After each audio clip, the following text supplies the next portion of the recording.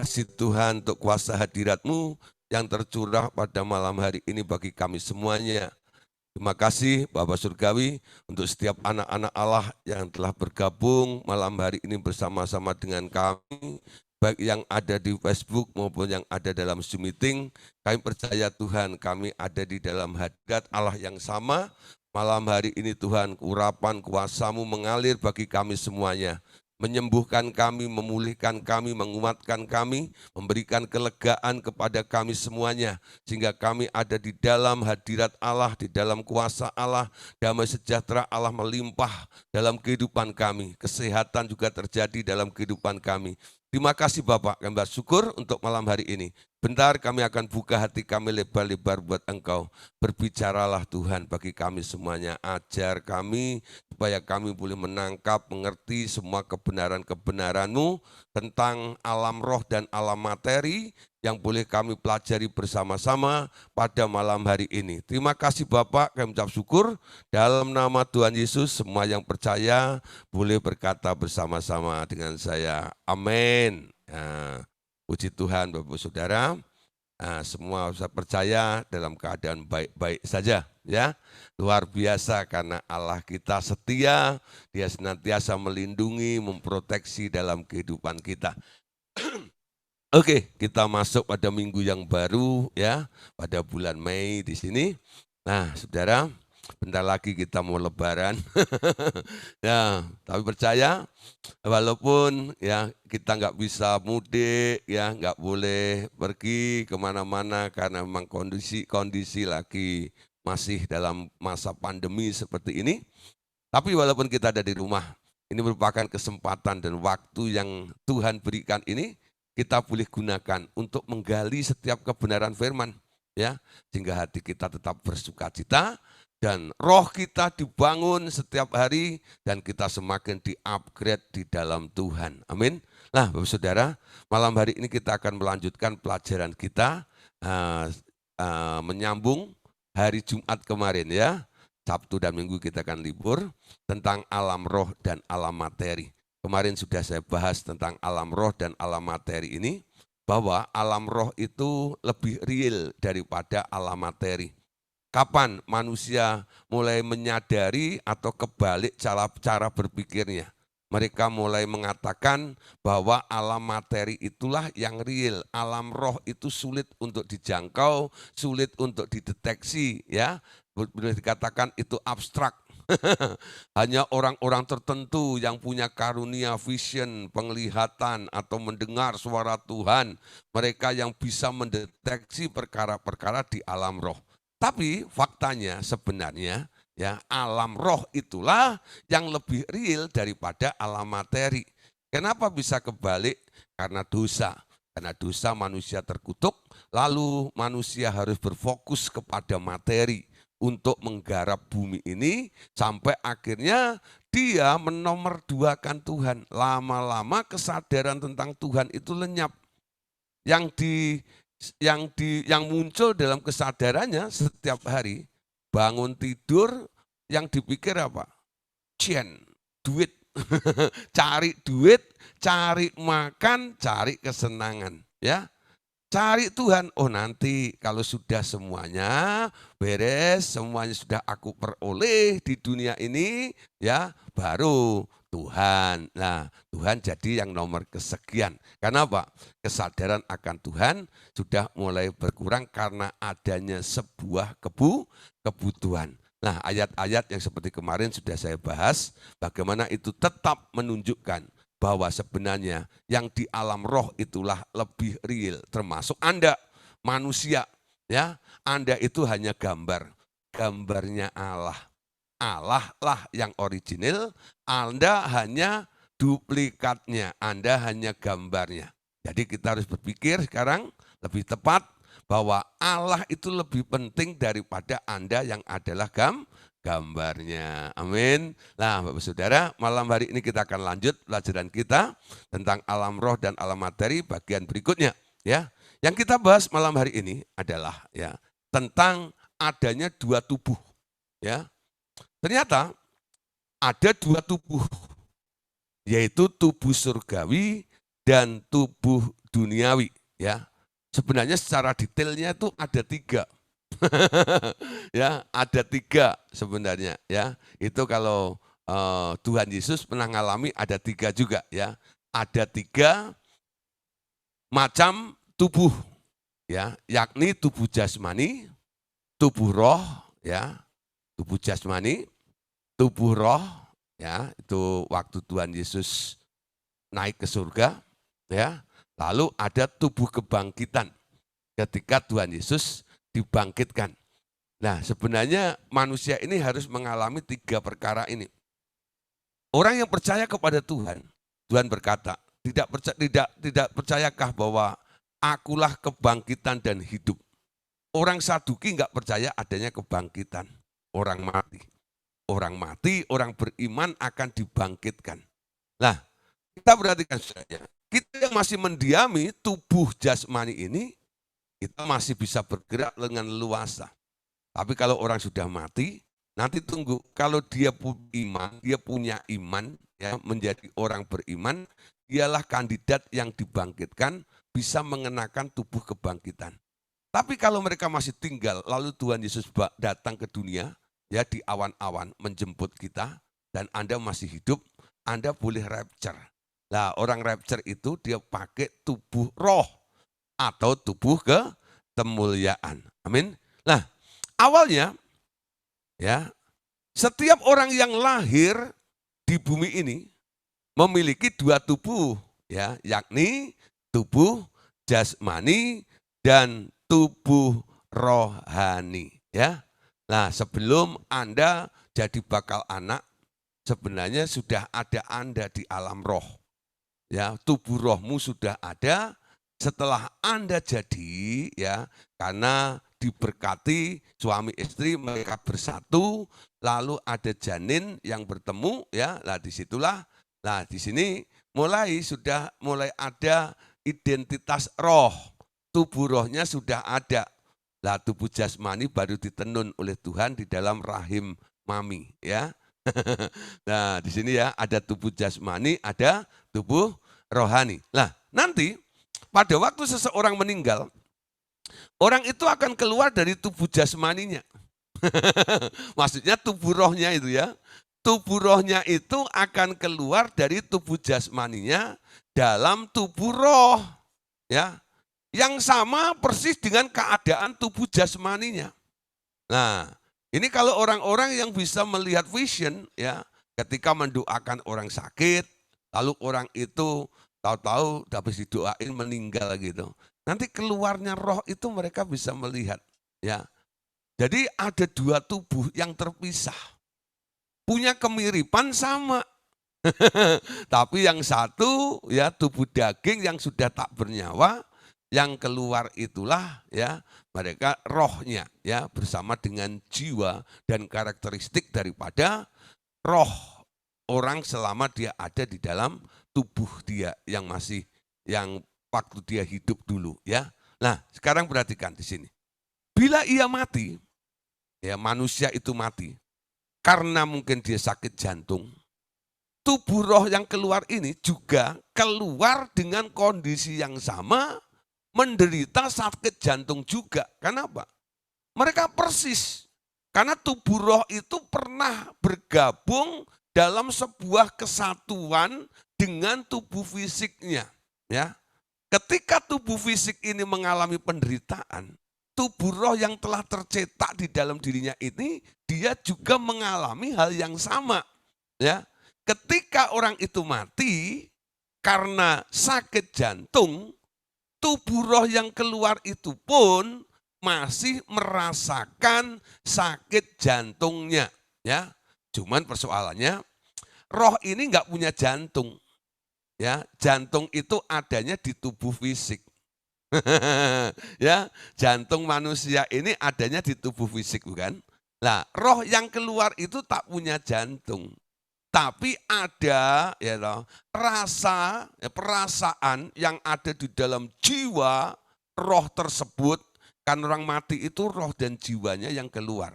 Jiwa yang merasakan penderitaan karena sakit jantung itu dibawa keluar oleh tubuh roh tersebut. ya. Atau mungkin bila ia putus tangan atau kakinya karena dia mengalami mungkin kecelakaan, ya, atau ditebas orang tangannya gitu, plak.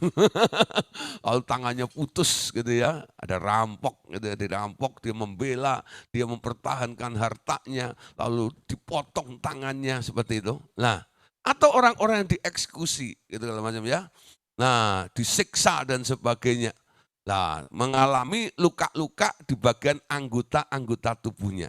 Kalau ia putus tangan atau kakinya dalam kecelakaan, ya, tubuh roh itu pun putus tangan dan kakinya juga, ya.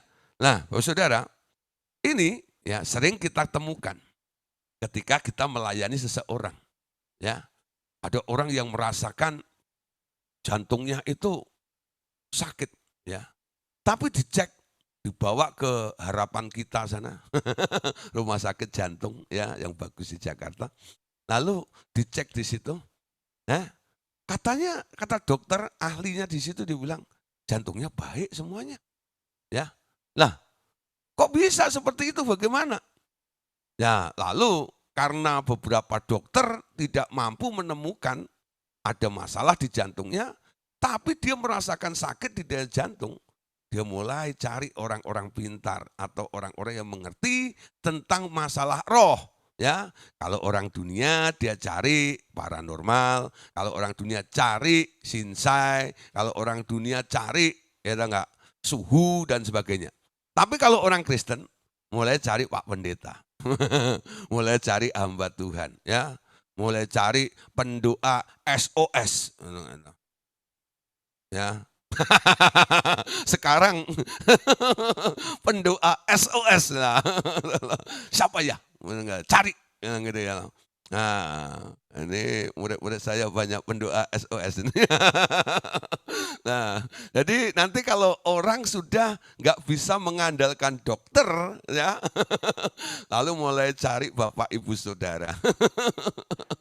Ya, Bu, Pak, itu nggak tahu. Saya ini sebenarnya sakit apa? Nah, sebenarnya jawaban Anda gampang. Sebenarnya itu sakit jiwa, saudara.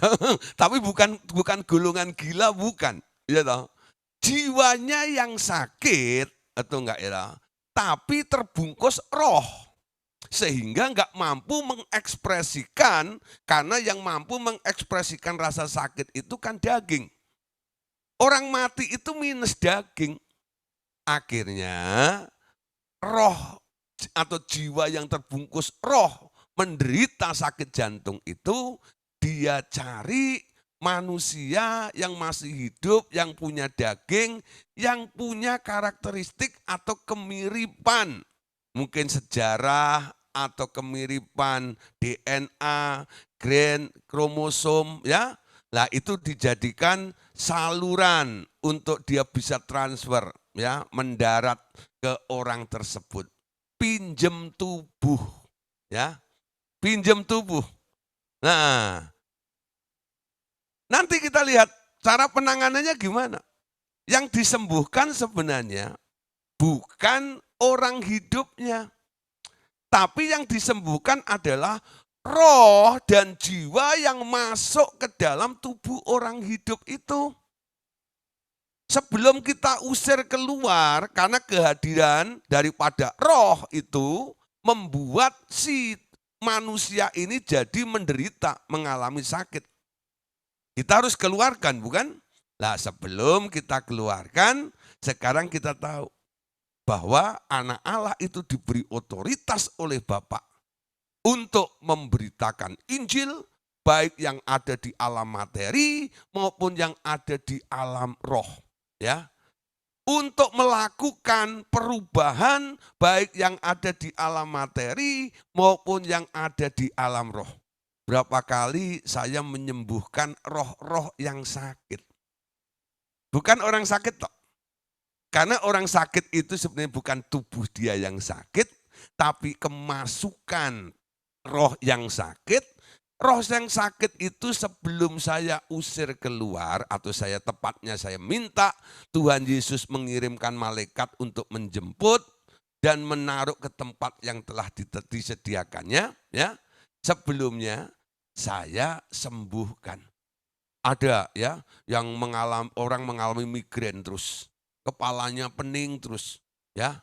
Nah, nanti kalau ditepuk-tepuk sedikit gitu tuh enteng gitu. Kambuh lagi dan itu sering, datangnya sering sekali seperti itu.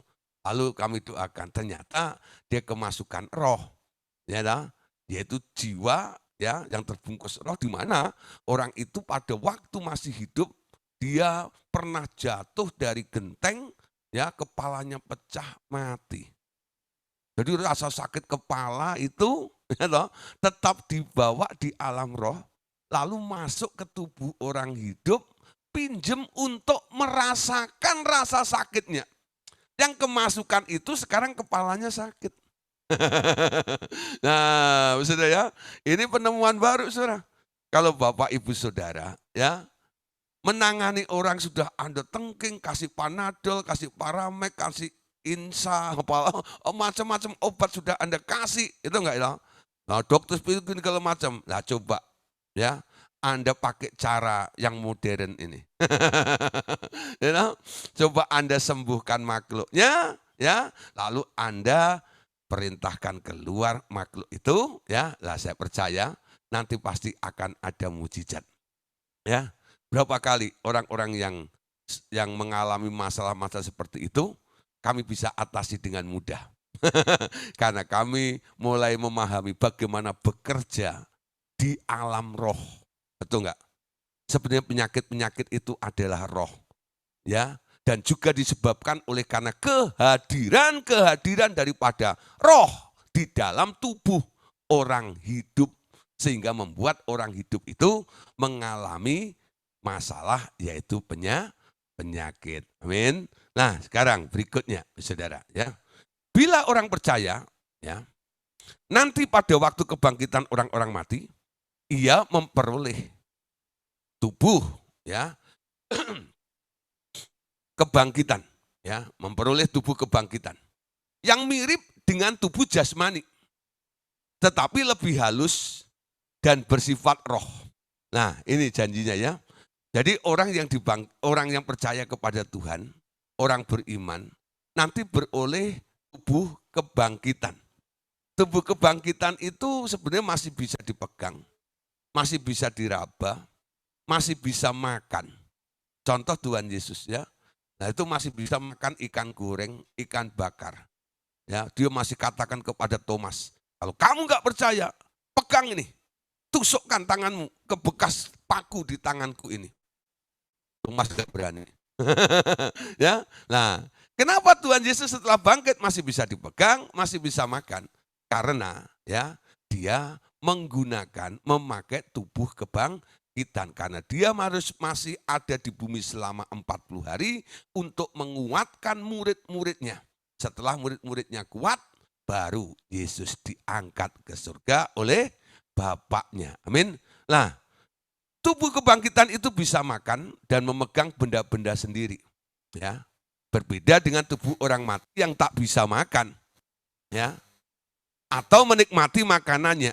Kecuali tubuh orang mati atau roh orang mati itu ya merasuki tubuh orang hidup dan ikut menikmati makanan minuman melalui tubuh orang hidup itu. Lah, saudara, malam hari ini saya nggak bicara tentang dunia orang matinya. Itu ada sesinya sendiri nanti. Ya. Tapi apa sih sebenarnya dua macam tubuh ini? Ya. Ada dua tubuh surga, ada dua tubuh. Yaitu tubuh surgawi dan tubuh duniawi. Tetapi kemuliaan tubuh surgawi itu lain daripada kemuliaan tubuh duniawi. Anda bisa baca itu di dalam 1 Korintus pasal 15 ayat yang ke-40. Ya, Paulus menuliskan di sini. Ada tubuh surgawi atau tubuh roh dan ada tubuh duniawi. Dan dua tubuh ini beda, ya. Kemuliaannya beda. Kemuliaan tubuh surgawi beda dengan kemuliaan tubuh duniawi. Amin. Nah, perhatikan sekarang ya ayat yang lain. 1 Korintus 15 ayat 51 sampai ayat yang ke-53 Ya, Paulus tetap menuliskan begini. Dia menjelaskan tentang bagaimana tubuh roh tersebut. Sesungguhnya aku menyatakan kepadamu suatu rahasia. Kita tidak akan mati semuanya, tetapi kita semua akan diubah dalam sekejap mata pada waktu bunyi nafiri yang terakhir. Sebab nafiri akan berbunyi dan orang-orang mati akan dibangkitkan dalam keadaan yang tidak dapat binasa. Dan kita semua akan diubah. Karena yang dapat binasa ini harus mengenakan yang tidak dapat binasa, dan yang dapat mati ini harus mengenakan yang tidak dapat mati. Nah, Bapak Saudara, nanti saudara kita percaya ini adalah penggenapannya bagi kita ya yang percaya kalau masih ya kita tinggal hidup waktu Tuhan Yesus datang. Paulus katakan kita akan diubah dalam sekejap mata. Pada waktu bunyi sangkakala atau nafiri itu dibunyikan, ya. Nah, disitulah saatnya kita berubah, mengenakan tubuh yang baru, ya. Pertama, akan ada orang-orang mati yang dibangkitkan, ya, dalam keadaan tidak dapat binasa. Dan kita yang hidup pada saat itu langsung diubah dalam sekejap, ya. Nah, disinilah kita mengenakan apa yang tidak dapat binasa, ya, sehingga kita tidak dapat binasa. Kita mengenakan yang tidak dapat mati supaya kita bisa mengalami terhindar dari kematian juga. Amin. Nah, Bapak Saudara, inilah yang harus kita rindukan, bahwa tubuh fisikmu ini sifatnya hanya temporer saja, ya. Ini dirawat juga perlu sih. Yesus katakan, tidak tahukah kamu bahwa tubuhmu adalah bait suciku? Ya, nah tubuh fisikmu, tubuh dagingmu ini dijadikan bait sucinya Allah. Karena dia punya kepentingan di dalam diri Anda untuk menjangkau manusia dan makhluk-makhluk ciptaan yang lain di muka bumi ini melalui tubuh fisikmu. Amin. Ya, ketika tubuh fisikmu sudah selesai tugasnya, Anda mengenakan tubuh roh. Tubuh roh inilah nanti yang akan kumpul dengan Bapa yang adalah roh juga. Amin. Ya. Jadi nanti waktu kita reuni di alam roh, kita enggak mengenakan tubuh daging, tapi kita mengenakan tubuh roh. Pak, kalau kita mengenakan tubuh roh, bagaimana kita kenal satu dengan yang lain? Bukankah roh itu sama? Saudara, ya, di alam roh itu bahasanya adalah ngeh. Bahasanya adalah pengertian. Walaupun semuanya mirip gitu ya, sama rohnya, tapi Anda tahu ini rohnya siapa, ini rohnya siapa, ini rohnya siapa, ini rohnya siapa. Kenapa? Karena di alam roh itu ya, semuanya sudah terbuka, nggak seperti ada di bumi ya. Semua harus dipikirkan, semua harus digali, semua harus dianalisa. Di sana nggak perlu. Kenapa? Karena terang Allah itu sudah menerangi kita semuanya sehingga pengertian itu muncul dengan sendirinya, begitu loh. Ya, itu yang membuat ya kalau orang sudah masuk pada dimensi roh, kenapa dia gampang ngerti segala sesuatu? Karena selubungnya sudah diangkat, sehingga dia gampang untuk mengerti. Nah, Bapak Saudara kadang-kadang ya banyak orang kadang-kadang tanya sama Pak, Bapak ngerti ini ngerti itu. Ya, saya kok nggak pernah mikir Pak. Baru Bapak ngomong saya, loh padahal hal itu simpel gitu ya. Tapi kenapa saya nggak kepikiran untuk mikir seperti itu? Nah saya bilang ini ya, Bapak terlalu duniawi. Karena saya pendeta, saya hamba Tuhan, ya, saya rohani. Jadi saya gampang ngerti Pak. Kenapa? Roh itu menyingkapkan segala sesuatu. Duniawi itu menutup segala sesuatu. Coba saudara, Anda ngitung duit terus, nanti Anda pasti mata duitan. Amin? Enggak percaya? Nah. Coba saudara, apalagi menjelang THR seperti begini, betul enggak ya? Karyawan belum menjelang lebaran seperti ini. mau bayar THR gitu ya, Anda pelototin duit semuanya. Cukup nggak ya bayar THR? Cukup nggak ya bayar THR? Waduh gitu ya, saking itu, wah matanya sampai, wah hijau semuanya, lihat duit seperti itu. Ya. Tapi ketika Anda masuk alam roh, menyembah Tuhan, Anda mendapatkan vision, Anda mendapatkan bisa mengerti segala sesuatu dengan mudah. Amin.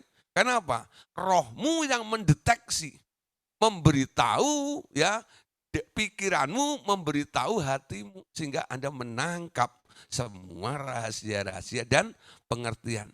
Jadi orang yang menggunakan tubuh roh nanti ya nggak usah belajar. Pokoknya ketemu, itu Bu Esther. Kok langsing di alam roh? Nah, emang waktu di alam materi langsung? Oh enggak.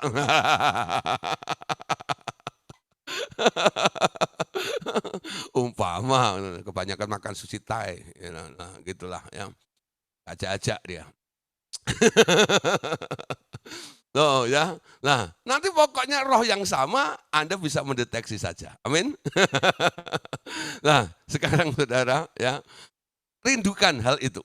Reuni di alam roh. Amin. Menggunakan tubuh roh itu. Nah, jadi manusia itu sebenarnya punya dua tubuh. Tubuh daging dan tubuh jasmani. Tubuh jasmani dan tubuh roh. Kalau Anda biasa merawat tubuh roh, tubuh dagingmu, Anda juga harus rawat tubuh rohmu, bukan? Supaya balance. Amin.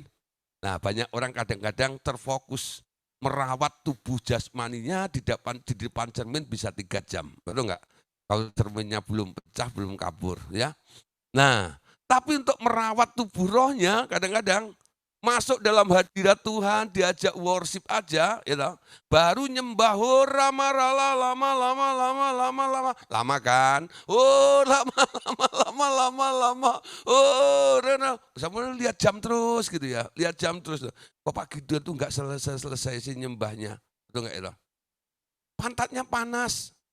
Tapi kalau duduk di depan cermin untuk poles wajah yang cuman sepetak itu, betul nggak itu? 3 jam, 4 jam, betul nggak itu? Bisa tahan di tempat itu. Bagaimana Anda merawat tubuh fisikmu, ya, dan bagaimana Anda merawat tubuh rohmu juga. Amin. Nah, tubuh fisik itu paling banter Anda gunakan 120 tahun. Tubuh rohmu itu kekal, forever, ya, selama lamanya. Amin. Nah, mulai Saudara ya, rawat tubuh roh kita juga. Amin. Nah, sekarang lihat Saudara ya. Ternyata Saudara, kita mengenal ya, ada namanya darah Tuhan Yesus, ya. Ada darah Tuhan Yesus yang jatuh menetes di Bukit Golgota ketika dia dipaku di atas kayu salib itu, darahnya terkucur, ya. Nah, tapi ada darah Yesus di alam roh. Ya. Ada darah Yesus di alam roh. Nah, tentang darah Tuhan Yesus di alam roh itu bagaimana? Ya, menjelaskannya. Begini Saudara, ya.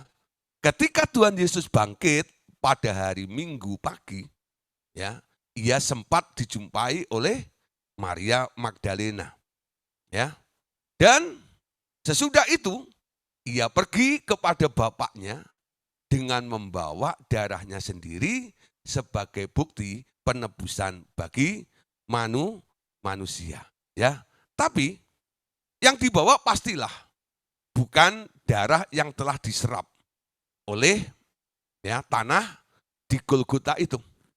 Itu berarti ada darah di alam roh yang dibawa Tuhan Yesus di hadapan tahta Allah Bapa dan ditaburkannya di hadiratnya. Ya, nah kita baca dulu ayatnya, nanti saya jelaskan.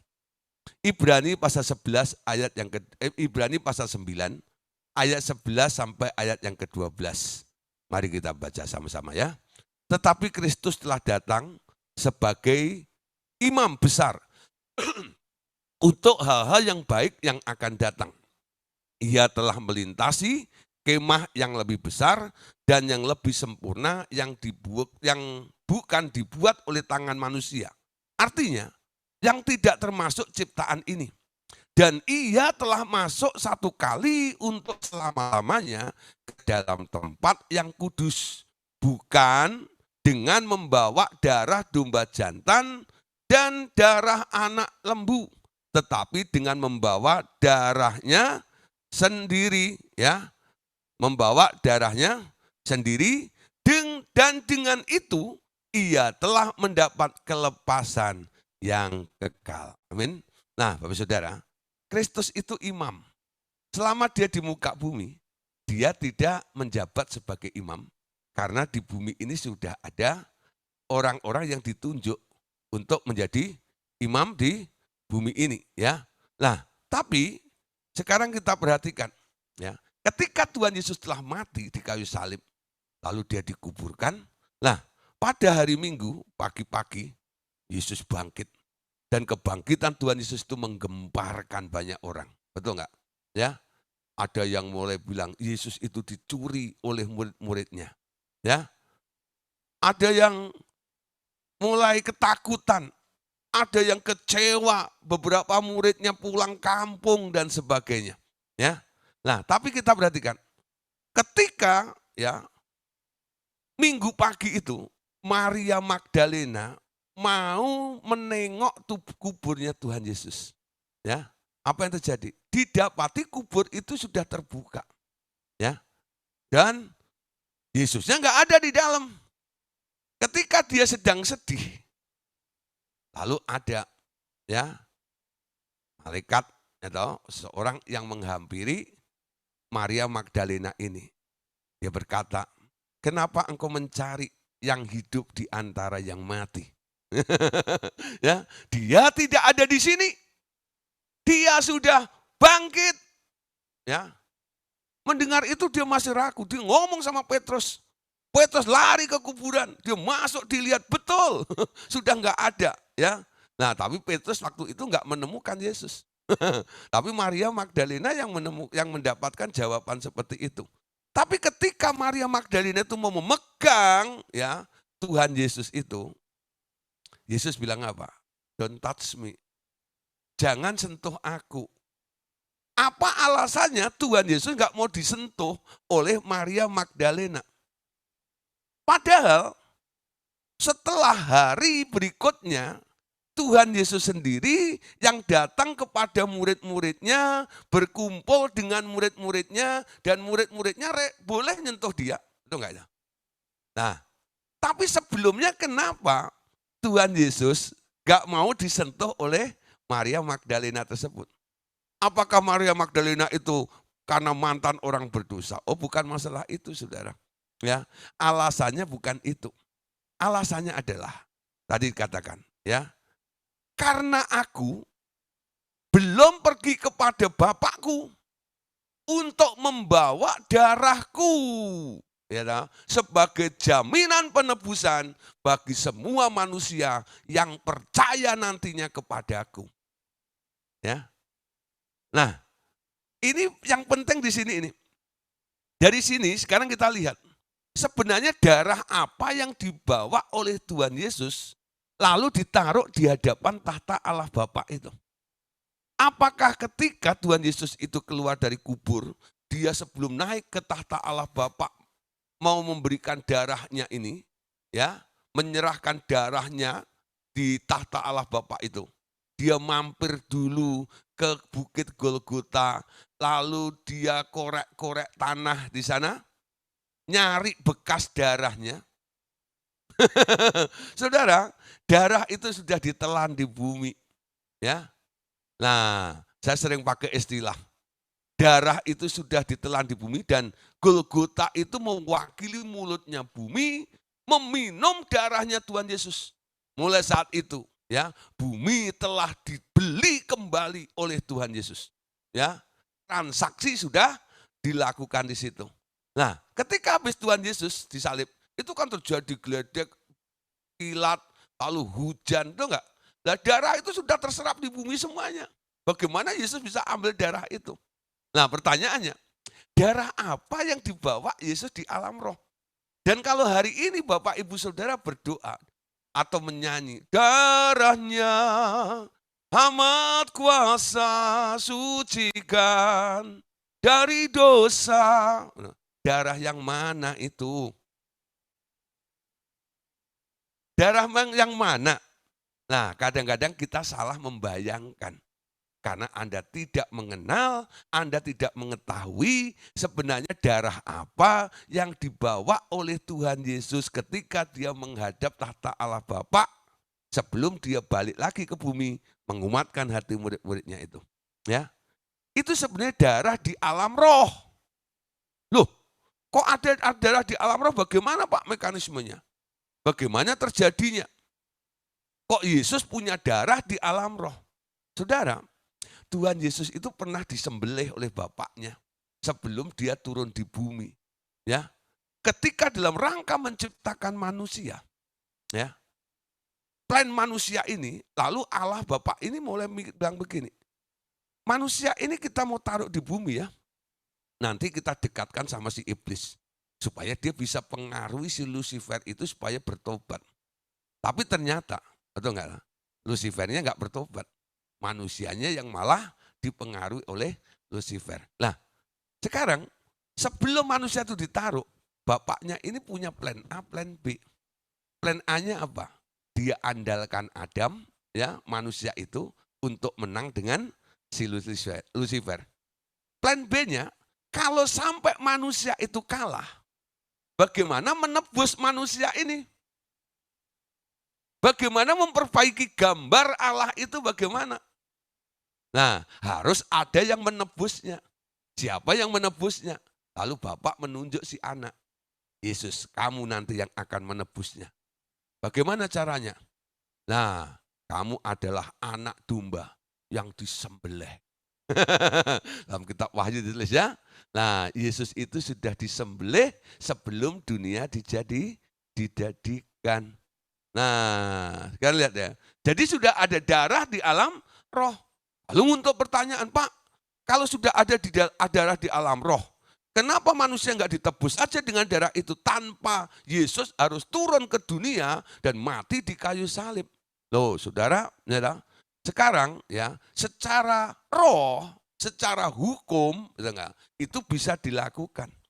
Tapi secara de facto, secara fakta, itu harus ditebus. Makanya Yesus harus menjadi manusia untuk menebus manusia. Sehingga tuntutan si iblis kepada manusia itu dipenuhi di dalam diri Yesus sampai mati di atas kayu salib.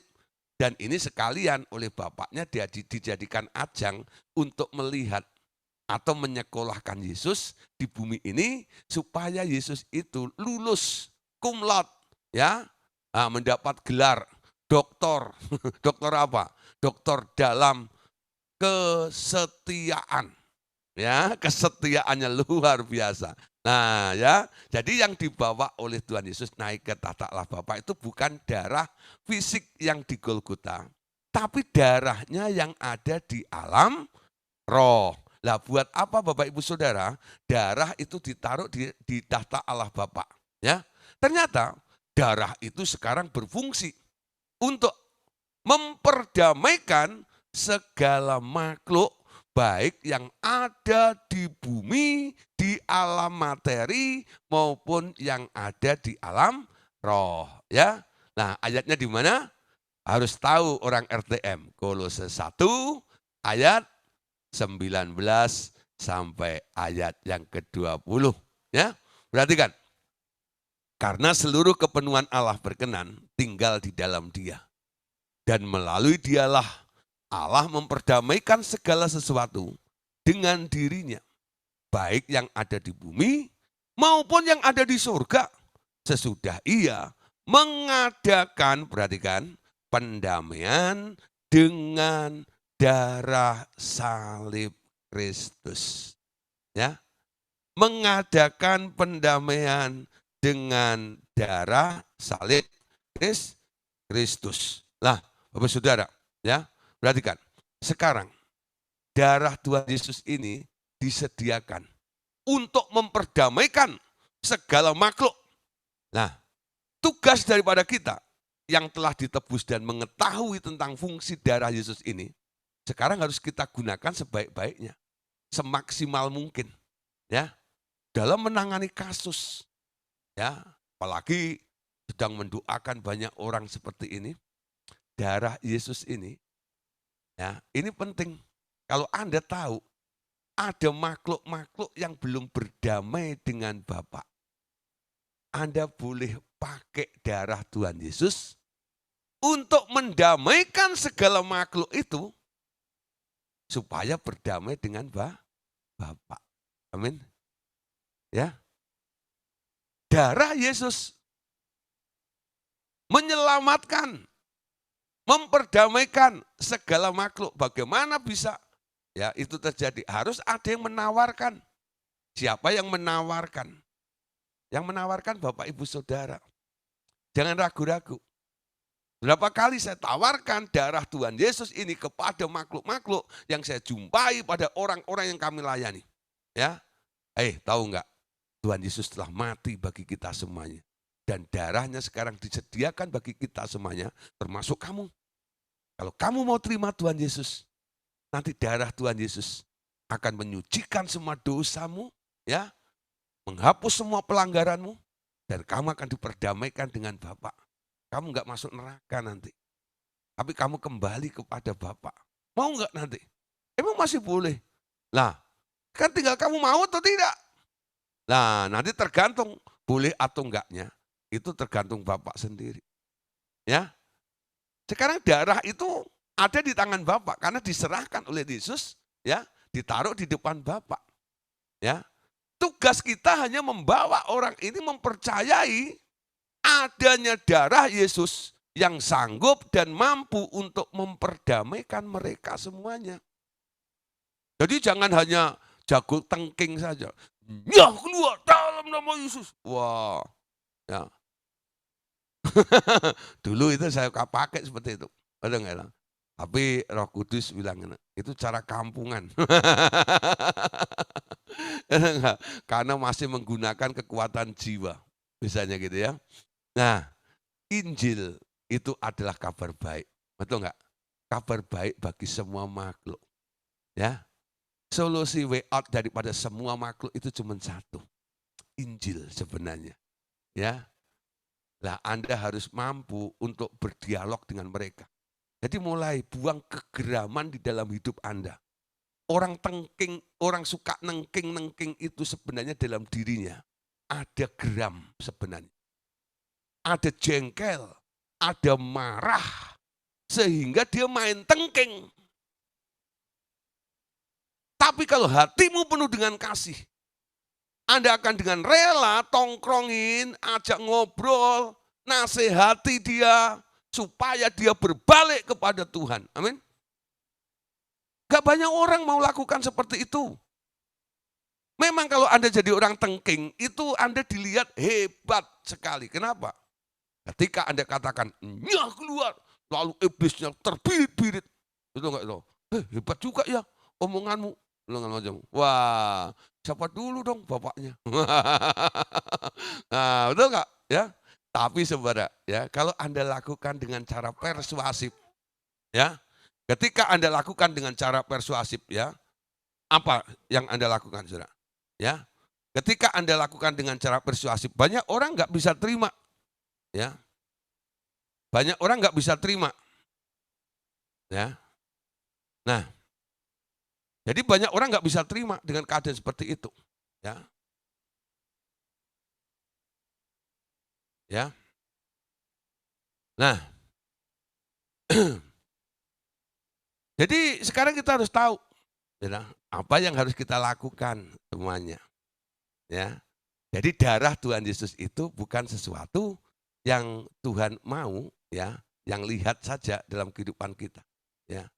Tapi sebenarnya darah Tuhan Yesus ini merupakan sesuatu yang memang difungsikan bagi kita semuanya supaya kita memahami, ya, dan kita menggunakan menjangkau semua makhluk-makhluk yang sedang tidak berdamai dengan Allah. Makanya Kolose 1, 19 sampai 20 ini ditulis Dan saya harap Bapak Ibu Saudara menghafalkannya.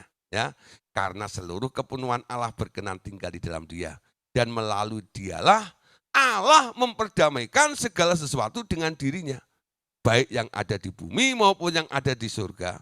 Sesudah ia mengadakan pendamaian dengan darah salib Kristus. Nah, tentang darah Tuhan Yesus. Ya. Nah sekarang apalagi tentang materi-materi di alam roh tersebut. Ya. Nah kita perhatikan lagi saudara. Ya. Nah ada materi-materi di alam roh saudara. Ya, apa saja? Sekarang perhatikan. Segala materi di alam roh itu ternyata terbuat dari bahan roh juga, ya. Karena adanya di alam roh. Darah dan daging tidak mendapat bagian dalam alam roh. Ya, segala materi di alam roh terbuat dari roh juga. Nah, materi di alam materi dapat dipandang sebagai perubahan bentuk sebenarnya. Atau penjelmaan dari alam roh. Kenapa? Karena yang asli yang ada di alam roh itu. Yang rohnya itu yang asli. Jadi apa yang Anda pegang, apa yang Anda lihat, apa yang Anda sentuh, apa yang Anda kenakan, apa yang Anda gunakan di alam materi ini hanya perubahan bentuk. Penjelmaan dari alam roh. Jangan lupa materi di alam roh sebenarnya adalah materi yang asli. Sedang yang ada di bumi sebenarnya hanyalah bayangan atau gambaran saja. Nah, ya, contoh saudara. Ya, satu kali mengapa Adam takut terhadap pedang yang dipegang oleh malaikat penjaga Firdaus. Karena pasti pedang itu walaupun berwujud roh dapat melukai bahkan membunuh Adam. Ya, jadi ceritanya gini. Jadi ketika manusia itu jatuh dalam dosa, keadaan berdosa seperti ini Allah melarang manusia untuk makan buah pohon kehidupan. Makanya ditaruh kerup, 2 kerup dengan pedang yang menyala-nyala, berputar-putar. Ya, sampai manusia itu dekat dia akan dibunuh oleh malaikat itu. Potol telinga potol lehernya nanti, ya. Nah, Adam takut. Nah, sekarang pertanyaannya, yang jaga pohon itu siapa? Malaikat, bukan? Malaikat itu roh atau fisik atau materi? Materi, bukan? Ya. Nah, pedang yang dibawa oleh malaikat itu kira-kira pedang roh atau pedang fisik? Pedang roh juga, karena apa? Punyanya makhluk roh, bukan? Nah, sekarang nih pertanyaan lagi. Kenapa Adam tidak berani mendekat? Nah, kenapa Adam tidak berani mendekat? Apakah pedang roh itu bisa melukai atau membunuh tubuh fisik itu?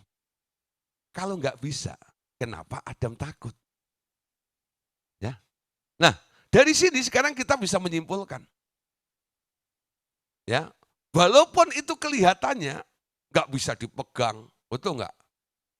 Nggak semua orang bisa melihat, tapi itu justru yang aslinya. Dan itu bisa, saudara, itu loh, melukai, membunuh manusia fisik juga. Nah, sekarang mekanisme seperti ini dipakai oleh para dukun. Ada orang-orang pergi ke dukun karena dibenci kepada seseorang. Lalu minta kepada si dukun ini untuk melukai orang tersebut. Apakah dukun itu datang ke rumah itu lalu bacok orang itu? Enggak.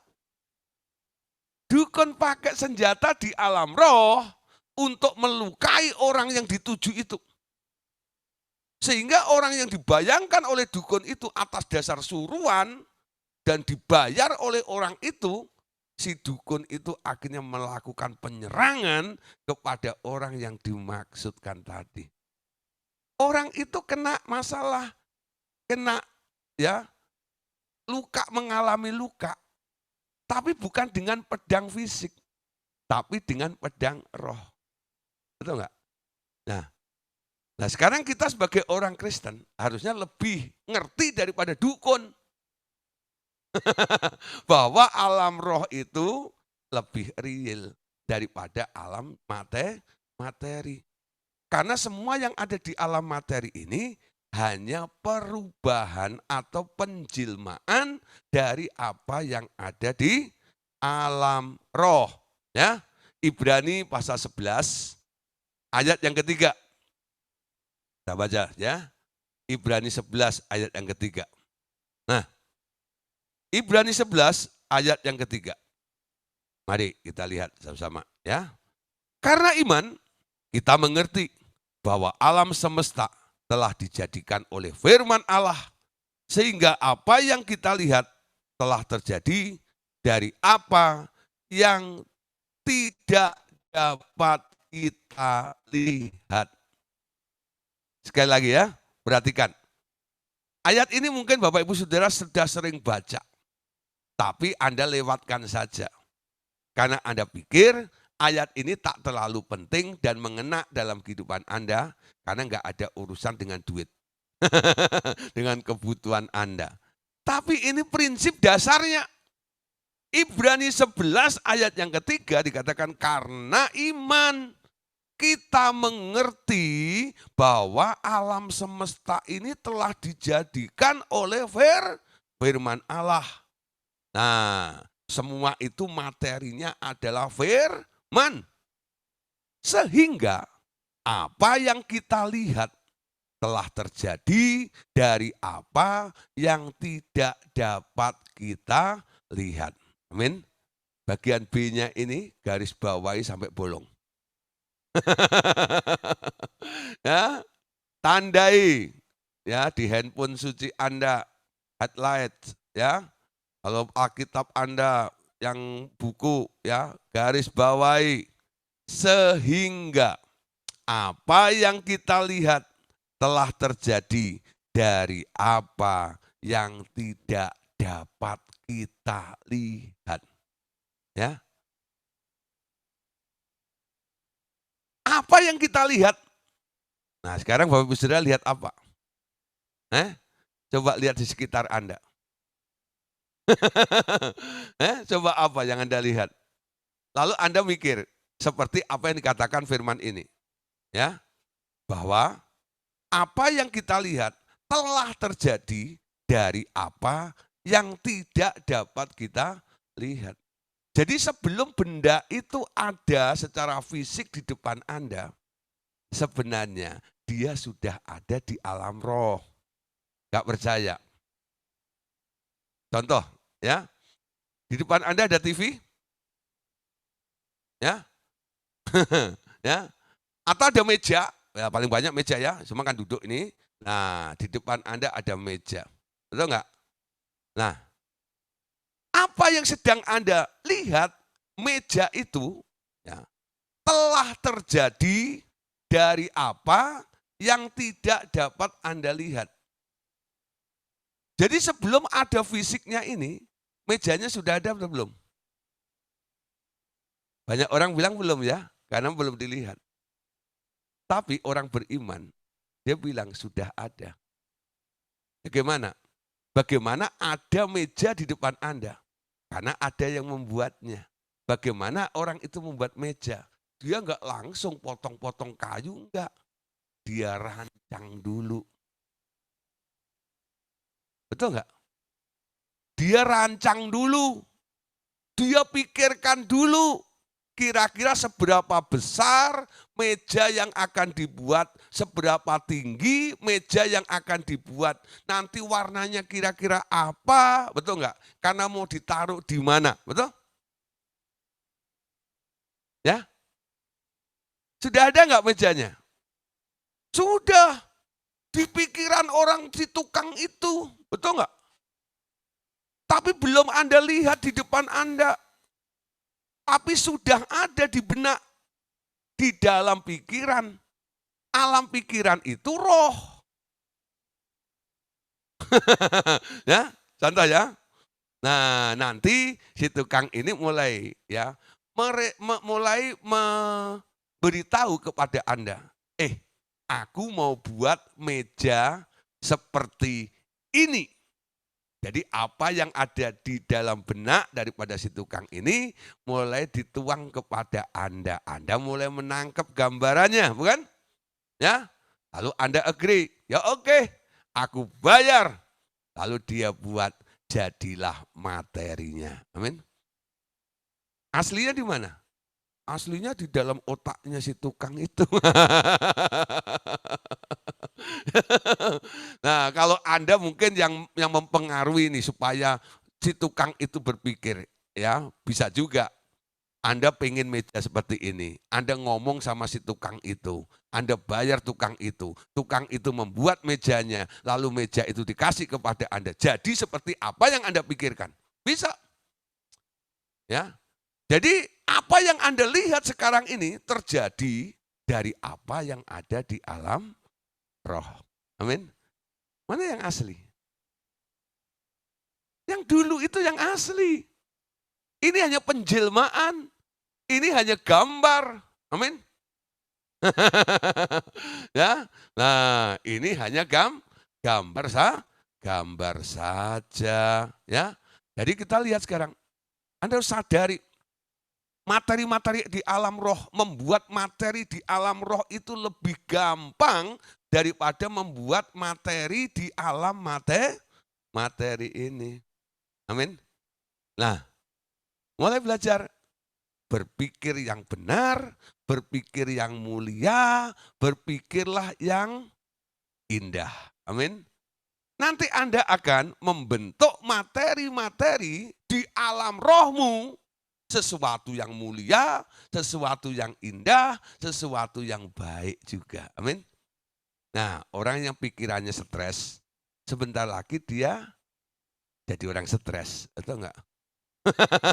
Ya, dia berpikir bahwa gitu capek gitu ya. Bentar lagi tubuhmu capek. Ya. Tapi kalau Anda berpikir ada semangat, gairah, ya. Karena mau ikut discipleship online. Wah, semangat 45. Ada enggak ya? Waduh, terus gitu.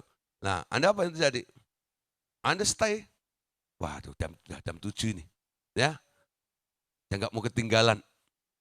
Ya, banyak orang kadang-kadang, oh masih pujian, biarin aja Pak Gideon nyanyi dulu. Ya loh, nanti selesai aja. Ya loh, saya mau ikut diskusinya aja. Nah, gitu ya. Ada yang begitu juga kadang-kadang gitu ya. Ya, saya sih enggak masalah, mau apa buat Anda terserah. Itu enggak ya? Ya, tapi yang rugi Anda sendiri. Kenapa saya ajak memuji menyembah Tuhan? Seharian kita mengalami banyak masalah. Dalam hadirat Tuhan kita rest, atau enggak? Saya bisa langsung ke dalam firman lebih enak. Saya enggak usah pakai keyboard juga, peralatan saya lebih simpel sebenarnya. Ya, betul. Kalau enggak ada pujiannya dan sebagainya itu peralatan saya lebih simpel. Karena saya enggak menggunakan keyboard, enggak menggunakan gini lebih enak settingnya. Ya, setting alat begini setengah jam lebih. Nah, tapi saudara, kadang-kadang supaya kita semuanya, saya mau memberikan yang maksimal buat Bapak Ibu Saudara. Betul enggak? Nah, kita memuji, menyembah Tuhan. Ya, supaya apa? Gairah hidup kita itu luar biasa. Nah, ketika kita memuji, menyembah Tuhan, masuk dalam dimensi roh, disitulah kita mulai melupakan apa yang di bumi ini, melupakan apa yang ada di alam materi. Disitulah kita mulai mencipta sesuatu. Amin. Segala sesuatu akan terjadi menurut apa yang akan Anda pikirkan. Amin. Tapi pikiranmu dipengaruhi oleh situasi apa? Ketika Anda ada di dalam hadirat Tuhan, pikiranmu akan tenang. Pikiranmu akan baik. Pikiranmu akan penuh dengan hikmat Allah. Amin. Nah, pikiranmu juga mulia. Tapi kalau penuh dengan masalah, pikiran Anda akan macam-macam juga. Ya. Nah, kita lanjut saudara. Ya, perhatikan. Ya, dalam Wahyu pasal 5 ayat yang pertama. Ya, Wahyu 5 ayat yang pertama.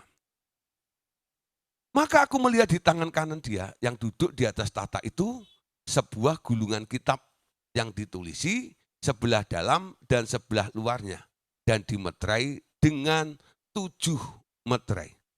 Ya, Rasul Yohanes ini selama ada di Pulau Patmos, dia mendapatkan banyak penglihatan. Dan apa yang dilihat? Ternyata Rasul Yohanes itu melihat banyak benda-benda, ya, materi-materi yang ada di alam roh. Ya, dia melihat tahta, dia melihat anak domba, dia melihat singa, dia melihat ini dan itu. Lah, Wahyu 5 ayat 1 ini katakan, maka aku melihat di tangan kanan dia yang duduk di atas tahta itu sebuah gulungan kitab. Ya, nah, jadi ada kitab di sana.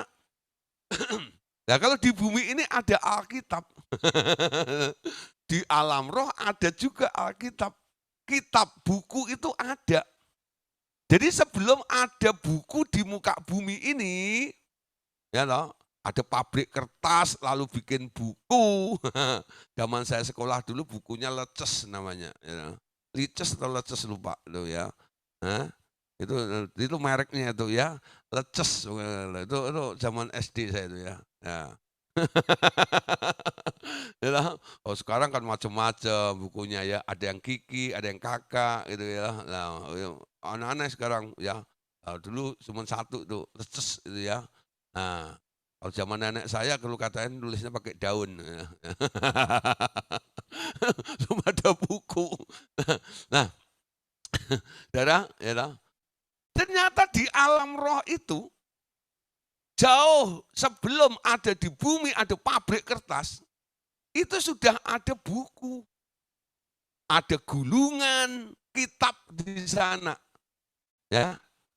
Nah, ternyata di bumi ini semua niru dari apa yang ada di alam roh. Bahkan kitabnya bukan satu, ada kitab-kitab yang lain, ada buku ini buku. Wah, ada perpustakaan di sana. Dan cukup luas sekali, tapi dalam bentuk roh semuanya. Amin. Ya, dalam bentuk roh. Nah, kalau pengen tahu ya cepat ke sana saja ya. Sebenarnya mau pegang bukunya itu bagaimana sih? Tapi kita percaya saja apa yang dikatakan oleh Rasul Yohanes tersebut. Amin. Jadi ada materi-materi di alam roh. Nah, kalau tadi siapa? Adam yang takut dengan pedang. Ya. Daud juga mengalami hal yang sama. Dalam 1 Tawarikh pasal 21 ayat yang ke-30 ya. 1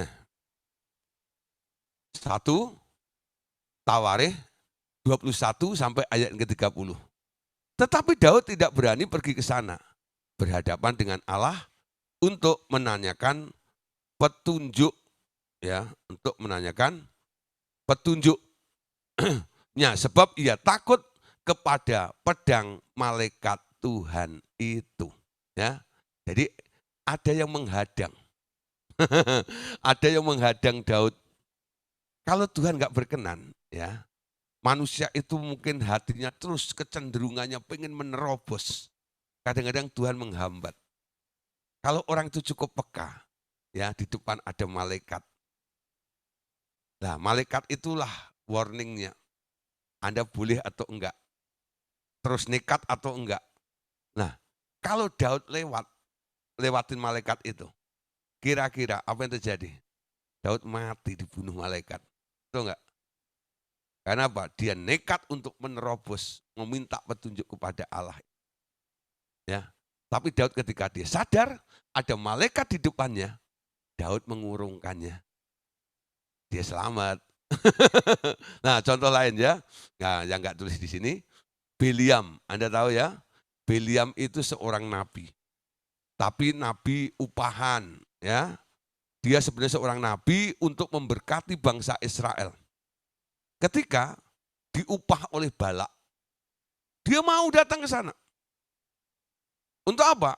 Untuk mengutuk bangsa Israel sehingga bangsa Israel bisa dikalahkan kalau dikutuk oleh Biliam nabi tersebut. Ketika Biliam mau mengucapkan kutuk, Allah mengubah kutuk itu menjadi berkat sehingga ngomongnya salah. Dibayar 2 kali lipat lagi. Dia masih ngomong salah lagi. Balak ini penasaran, ya. Oke, setengah kerajaan akan kuberikan kepadamu. Asal engkau mengutuk bangsa Israel itu. Beliam, wah sudah keracunan nih ya. Dia sudah menekat. Apa yang terjadi ketika dia sedang mengendarai ya, mempelanai keledainya itu di tengah jalan. Ya, Beliam nggak melihat ada malaikat. Tapi keledainya yang lihat ada malaikat. Ketika keledai itu melihat ada malaikat dengan pedang terhunus di depannya, dia berhenti, dia minggir sampai kakinya Beliam itu kejepit dengan tebing. Beliam marah, digebukin itu keledainya. Kamu itu apa-apaan, sakit tahu. Ya, nah, tapi keledai itu tetap nggak bergerak, itu enggak. Dia terus jepitkan kakinya Beliam itu di tebing itu.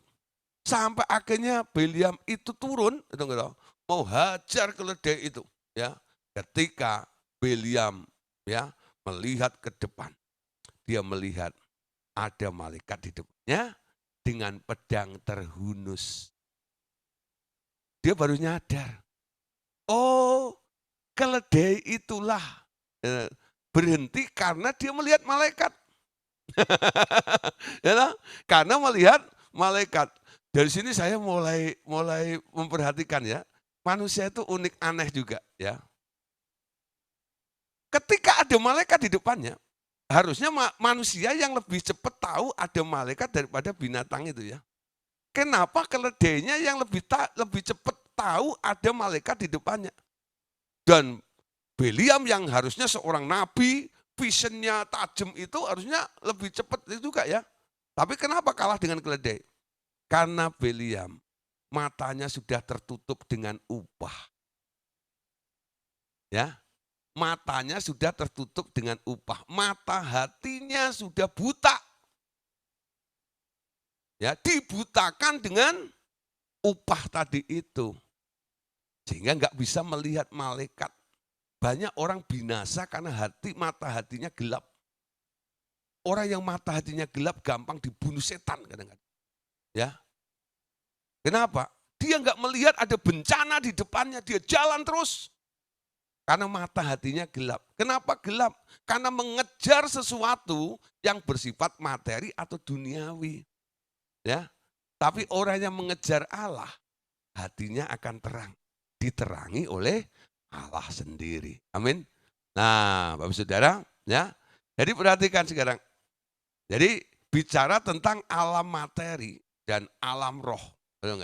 Sekarang kita semakin mengetahui lebih banyak lagi ya. Sama tadi, prinsip gambar ya dan originilnya. Lalu benda-benda apa saja yang ada di alam materi ini ya. Nah, sekarang ya kita bisa melihat ya, alam materi dan alam roh ini sebenarnya gampang sekali bisa kita deteksi ya. Nah, sekarang ya. Oke. Kita lihat dulu materinya masih sanggup enggak? Nah, oke, satu bab lagi. Kuasa untuk memindahkan materi ya. Mengubah atau memindahkan materi. Nah, sekarang nih ya, bicara tentang kuasa mengubah, semuanya mulai, ya aku mau ngubah batu jadi duit, daun jadi dolar, mengubah, memindahkan materi, ya. Nah, karena manusia dijadikan serupa dengan gambar Allah. Kuasa untuk memerintah dengan perkataan juga diberikan kepada manusia. Kutuk yang menimpa dunia dan manusia telah membuat manusia jadi terpisah dari Allah. Dan kuasa perkataan itu tinggal hanya kuasa untuk merusak dirinya sendiri dan sesama manusia saja. Ya, nah, sejak ia diam di dalam Anda, ya, ini perhatikan, ia kembali beroperasi seperti dahulu. Ketika ia ada di bumi, ia menguasai alam materi ini. Dia juga menguasai alam roh, termasuk namanya alam maut ya. Itu dikerjakan oleh Tuhan Yesus. Kuasa mengubah dari satu bentuk materi ke bentuk materi lain atau memindahkan benda atau manusia dari satu tempat ke tempat lain, keluar dari hukum-hukum alam yang berlaku akan bertumbuh di dalam Anda. Sesuai dengan pertumbuhan roh Tuhan Yesus di dalam Anda. Nah, sekarang kita lihat beberapa contoh ya. Bagaimana ya bisa mengubah materi itu di alam roh tersebut ya. Keluaran 7 ayat 19. Tuhan berfirman kepada Musa, katakanlah kepada Harun, ambillah tongkatmu, ulurkanlah tanganmu ke atas segala air orang Mesir, ke atas sungai, selokan, kolam, dan ke atas segala kumpulan air yang ada pada mereka, supaya semuanya menjadi darah dan akan ada darah di seluruh tanah Mesir, bahkan dalam wadah kayu dan wadah batu. Ya, itu Keluaran pasal 7 ayat 19. Ya, bagaimana Musa ya mengubah air menjadi darah? Perhatikan ya. Itu bukan hanya satu tempat. Di mana di tanah Mesir itu ada air, semuanya berubah jadi darah. Ya. Yang di wastafel, yang di kolam, yang di kloset, ya, yang di gentong, di panci, di teko, semuanya berubah jadi darah. Padahal yang disentuh oleh Musa itu adalah sungai Nil. Kok dampaknya bisa mengubah apa yang ada di rumahnya? Karena doanya Musa ya. Semua air di daerah Mesir berubah jadi darah.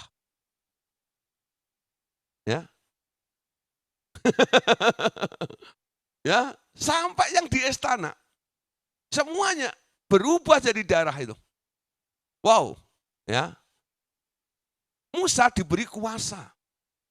Tongkat yang dibawa oleh Musa itu, itu dijadikan ikonnya kehadiran Allah. Setiap segala sesuatu Tuhan katakan, Musa, apa yang ada di tanganmu? Musa jawab, tongkat. Lempar tongkat itu. Ulurkan tongkat itu. Ya, nanti kuasaku akan bekerja. Nah, sekarang gantinya tongkat apa dengan hidup kita hari ini? Sekarang Tuhan mau kita menghargai namanya ucapan. Ketika dia ada di dalam hatimu. Semua ucapanmu bersumber dari dia, bukan? Nah, itulah nanti akan ada manfaatnya. Tapi orang-orang enggak menyadari kehadiran Tuhan atau enggak punya Tuhan di dalam dirinya, ucapan yang berkuasa itu sekarang cenderung untuk melukai satu dengan yang lainnya. Dibanding membangun dan mencipta yang indah. Amin. Mencipta darah. Mengubah air menjadi darah. Nah, berikutnya. Keluaran pasal 4 ayat 3 sampai 4. Ya.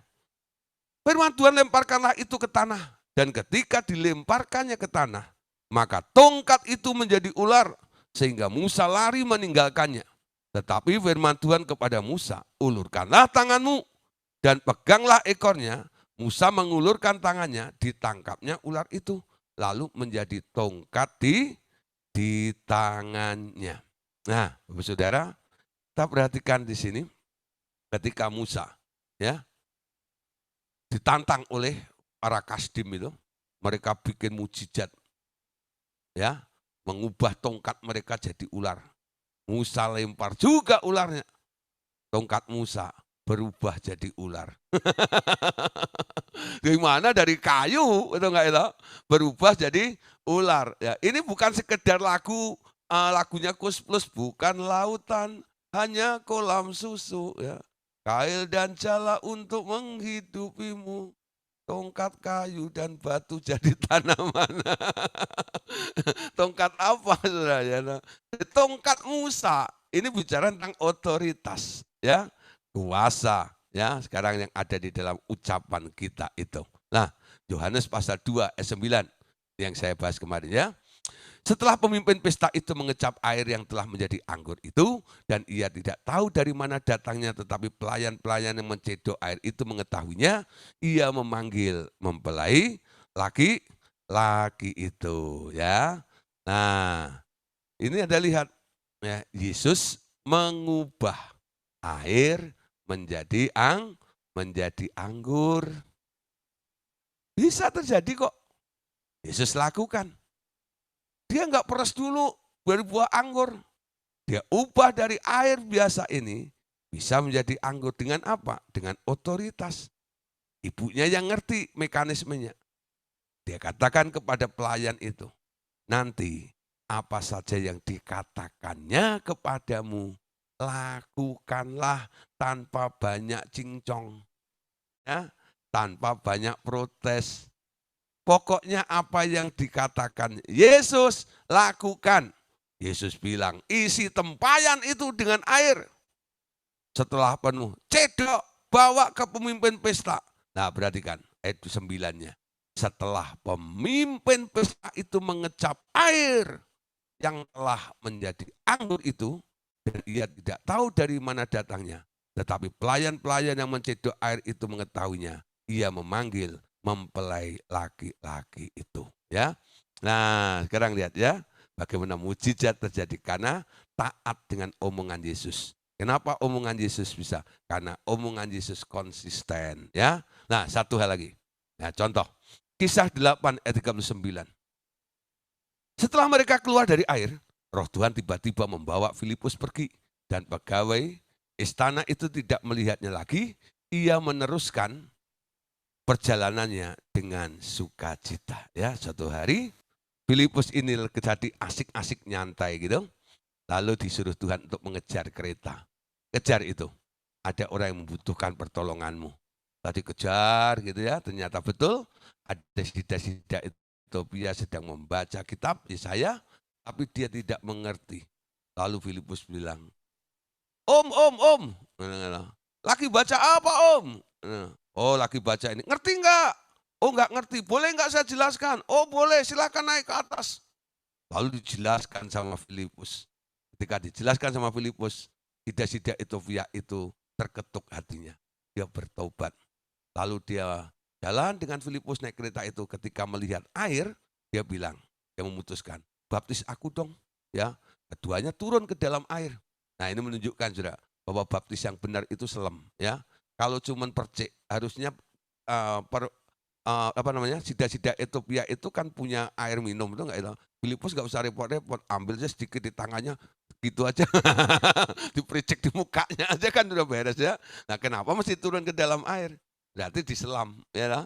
Nah, dan kata baptis itu dari kata baptiso yang artinya diselam, ditenggelamkan, ya. Nah, saudara, terus setelah mereka keluar dari air, artinya apa? Dua-duanya ikut nyelam, saudara, artinya, ya. Dua-duanya itu ikut tenggelam. Ya, kalau saya baptis nggak begitu, saudara. Dia yang saya tenggelamin, saya nggak tenggelam. Tapi ini dua-duanya tenggelam. Setelah mereka tuh keluar dari air, ya enggak?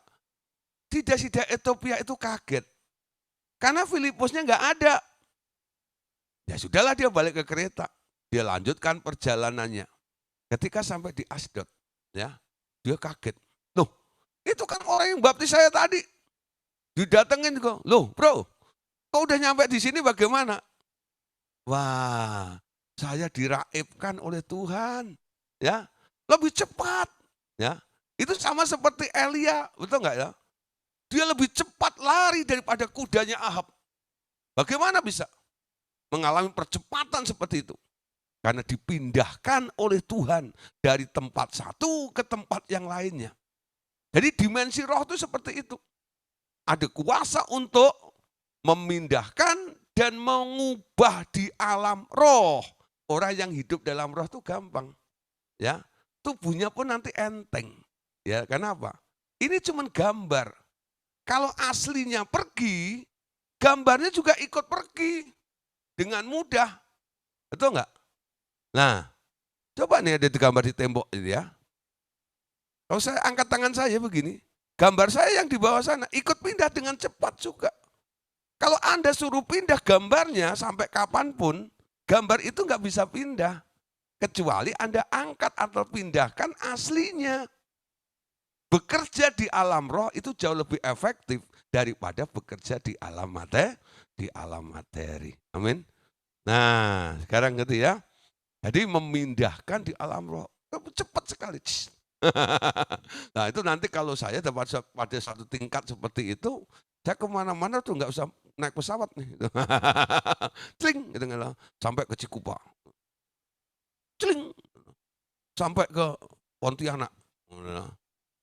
Ya, cling, sampai ke Cirebon. Wah gitu, cepat aja gitu ya. Pulang balik, mudik nggak kena swab.